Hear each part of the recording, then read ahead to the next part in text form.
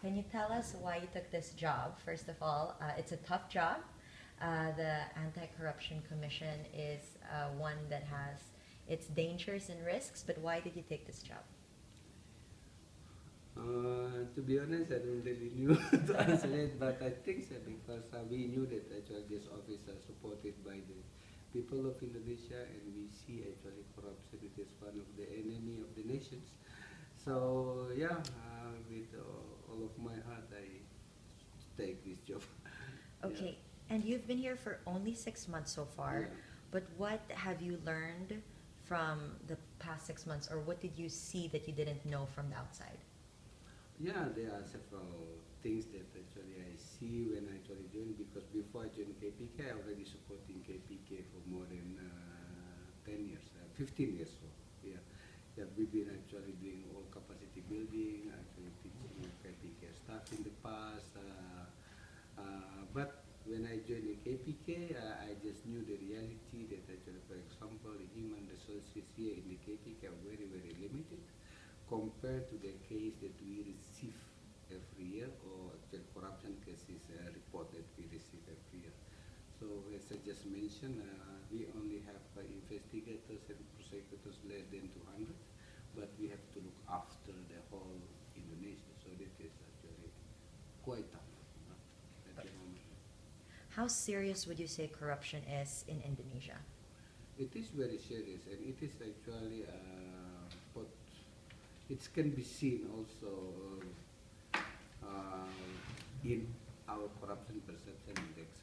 As of today, our score is just 36, and we are ranking 88 in the world. So we are still very, very bad, even actually compared to the old ASEAN member countries, for example, Malaysia, Singapore, Thailand, and the Philippines, because the 5 original members of ASEAN actually they already reached almost 50. Some of them it is of course Singapore you cannot compare it because they are quite high compared to some ASEAN countries, but Thailand, Philippines, and also they already achieved 50 something.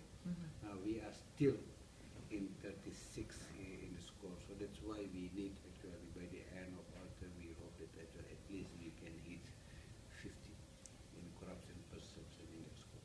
So that is the goal. Yes, that is the goal. And what initiatives or what ways will you be implementing for us to reach 50?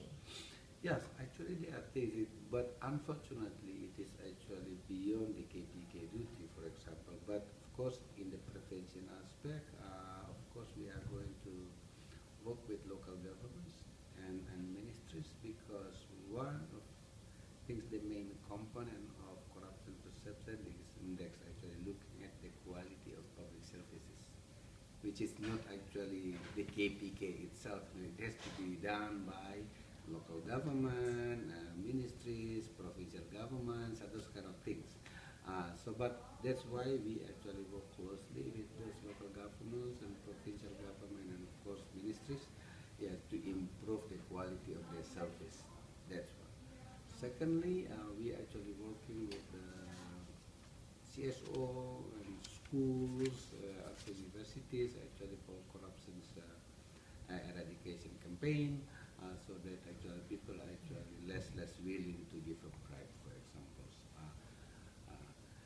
And another one, which is actually after we actually try to analyze it, actually one of the main pull down factor for Indonesian score is the corruption in law enforcement agencies.